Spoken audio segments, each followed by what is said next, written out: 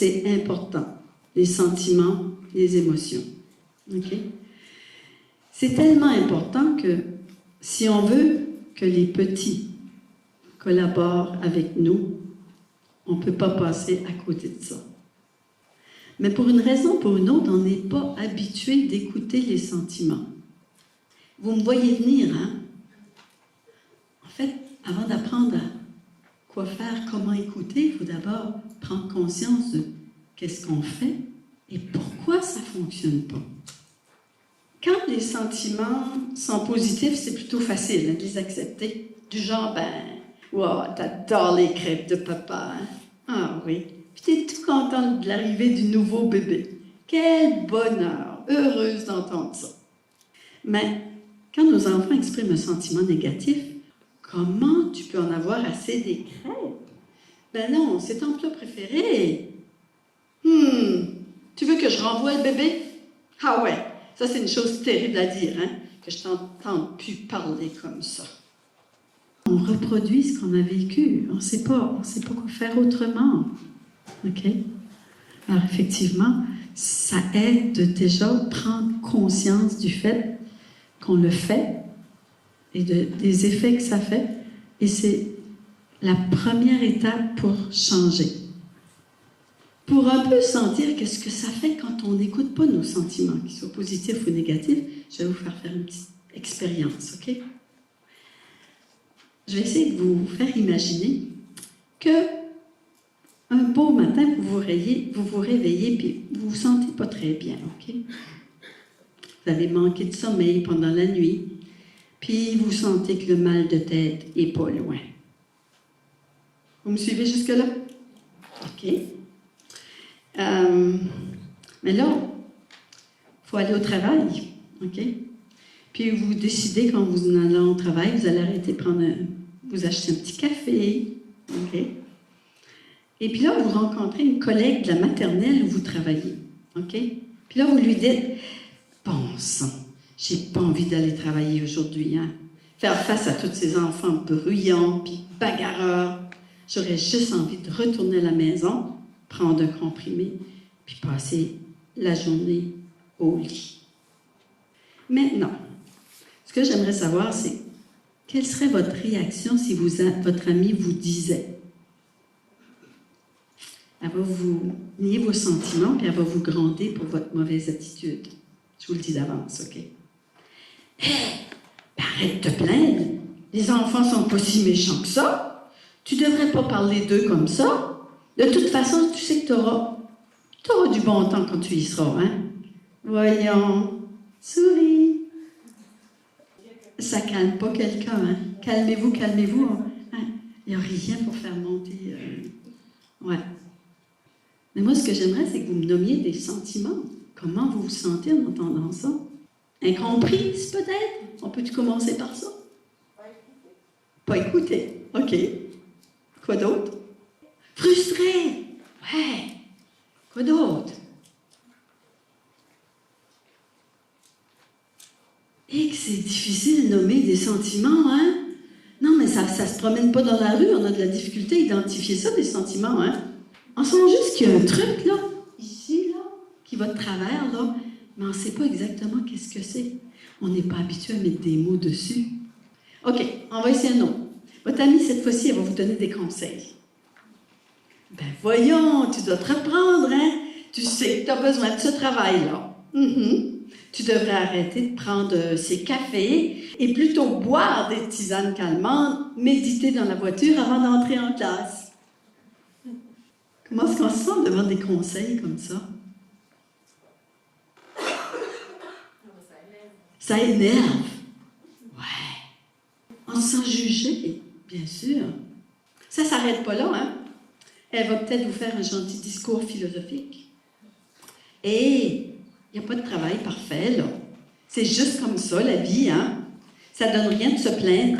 S'enfoncer dans le négatif, c'est contre-productif. Alors, comment est-ce qu'on se sent?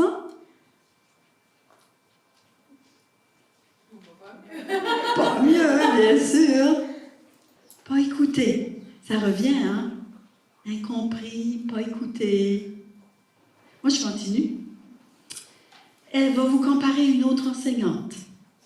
Regarde Lise, elle est toujours pleine d'entrain en allant au travail. Et tu sais pourquoi? Parce qu'elle est ultra préparée. Elle a toujours de vraies belles activités de prête, des semaines à l'avance. Est-ce que ça vous motive, ça? Non, ça ne me motive pas à aller au travail. J'ai pas fini, je n'ai une autre. Des questions, peut-être que ça serait utile. Faites jamais ça, poser des questions à des enfants dans des situations comme ça, hein? Non, je suis sûre qu'à Neuchâtel, on ne fait pas ça. As-tu assez de sommeil? À quelle heure t'es-tu couché hier soir? Prends-tu de la vitamine C? Utilises-tu des lingettes sanitaires qu'ils mettent à disposition à l'école pour ne pas attraper des microbes, les microbes des enfants? Toujours pas motivé à aller travailler? OK. Des commentaires de personnes qui ont fait l'exercice, ont fait des ateliers là-dessus, ils disaient « Je te parle plus jamais, t'es plus mon ami. T'as pas d'idée de quoi je te parle, je te déteste, va au diable. » Bla, bla, bla. Ferme-la. Non, mais ça, c'est des choses qu'on pense, mais qu'on ne dit pas, hein. Vous comprenez pourquoi les enfants, quand on utilise toutes ces techniques-là, on leur donne des conseils, on leur pose des questions, on leur donne des réponses philosophiques, tout ce que je viens de faire avec vous. Ils ne sont pas enclins à collaborer avec nous et il y a de grosses chances que la crise va augmenter. Est-ce que ça s'apaiserait un petit peu si vous entendiez un commentaire du genre « Hey, mais c'est terrible de devoir aller travailler quand on ne se sent pas bien. » Particulièrement quand on travaille avec des enfants. Oh, on aurait besoin d'une belle tempête de neige, là.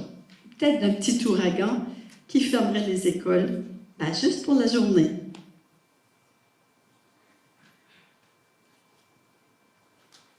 Alors, comment vous vous sentez quand vous entendez ça?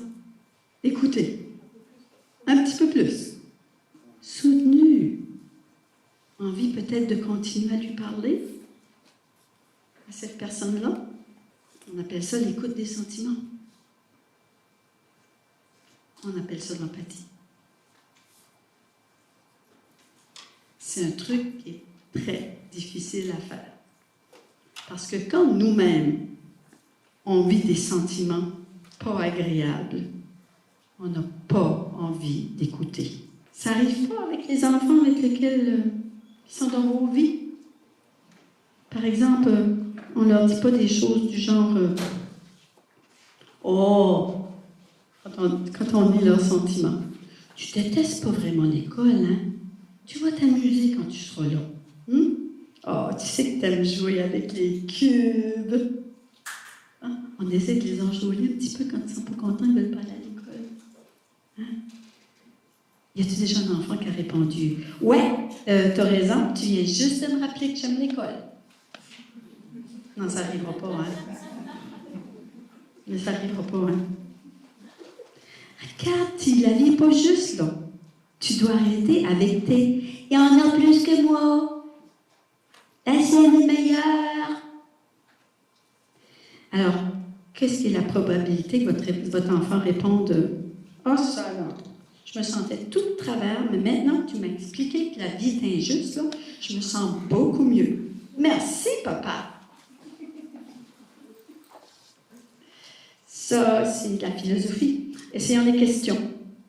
Pourquoi as-tu lancé du sable quand je venais tout juste de te dire de ne pas le faire? Quel enfant dirait « Pourquoi j'ai fait ça? » Je suppose qu'il n'y a pas de bonne raison. Hein? Merci de me le faire remarquer. Ça n'arrivera plus. Ou la comparaison. Regarde comment Olivia s'assoit sagement, puis elle attend son tour. Elle. Quel enfant qui dirait « Oh ouais, hein, je vais m'efforcer d'être comme Olivia. » Non, c'est pas mal plus probable qu'on aura envie que l'enfant a envie de donner un coup sur la tête. Le sermon. Pourquoi veux-tu toujours le jouet avec lequel ton frère commence à jouer? Tu te fichais de ce jouet, là, il y a juste une minute, là. OK? Tu veux seulement lui enlever. Hein? C'est pas très gentil, ça. De toute façon, c'est un jouet pour les bébés. Et toi, tu es une grande fille maintenant. Tu devrais être plus patiente avec ton petit frère. Alors là, qu'est-ce qui est la probabilité que l'enfant répondrait, là? Continue, chère maman. J'apprends tellement ton discours. Laisse-moi prendre quelques notes sur mon iPad pour que je puisse revenir plus loin sur ces points-là.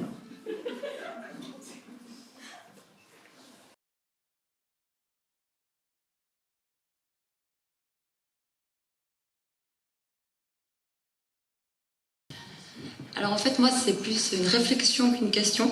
OK. En fait, ça m'a beaucoup heurté ce que vous avez dit, enfin les exemples. Hein. Les exemples que j'ai utilisés, oui. Parce qu'en fait, c'est très, très, très jugeant. C'est très jugeant, tout à fait. Et en fait, un enfant, c'est un petit être tout pur Oui. qui est né pour découvrir le monde. Oui. Et waouh, quand vous dites tout ça, je me dis, mais comment on peut leur parler comme ça, en fait? Ouch! Enfin, voilà ce que ça fait en moi, enfin l'écho que je ressens. Oui. Et finalement, je déteste quand on me juge. Moi, ça m'horripile. Je pourrais faire une crise de bacon quand on me juge. Vraiment, hein, mais je ne le fais pas. Et je trouve vraiment très intéressant et pertinent parce que, en fait, ce qu'on fait avec les enfants, Oui. c'est les adultes de demain.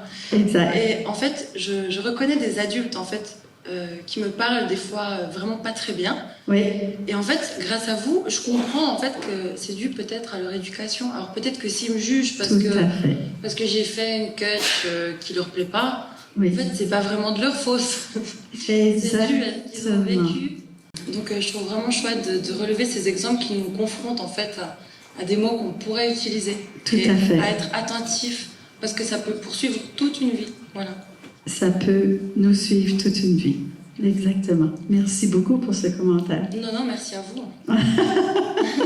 Hey! Je suis touchée à recevoir un compliment comme ça en pleine conférence. Alors, on vous encourage à persister. On aime nos enfants, on les adore. On voudrait que c'est ce qu'ils ressentent.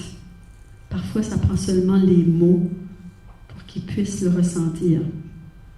Alors, l'amour des parents, je n'ai pas de doute qu'il est là. Il est toujours présent. Mais comment leur transmettre, c'est pas toujours évident.